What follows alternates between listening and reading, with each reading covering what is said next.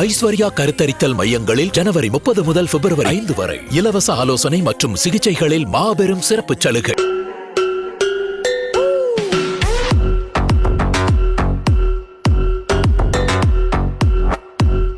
அஜித் சாரோட இந்த வீடியோ தான் இப்போ சோஷியல் மீடியாவில் வைரல் ஆகிட்டு இருக்கு. துபாயில் இப்போ 24H சீரிஸ் நடந்துட்டு இருக்கு. சமீபத்தில் நயன்தாரா, விக்னேஷ் சிவன், எஸ்டிஆர்னு இவங்களும் துபாய்க்கு போய் அஜித் சாரை நேரில் மீட் பண்ணியிருந்தாங்க.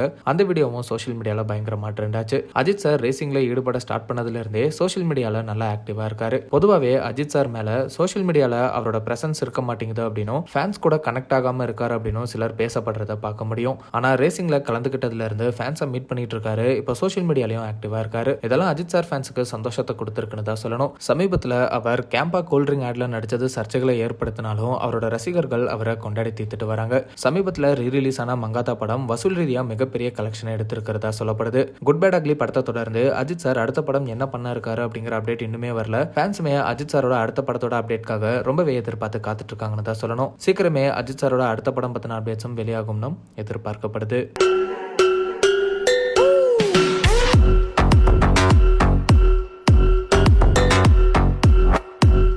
ஐஸ்வர்யா கருத்தரித்தல் மையங்களில் ஜனவரி 30 முதல் பிப்ரவரி 5 வரை இலவச ஆலோசனை மற்றும் சிகிச்சைகளில் மாபெரும் சிறப்பு சலுகை.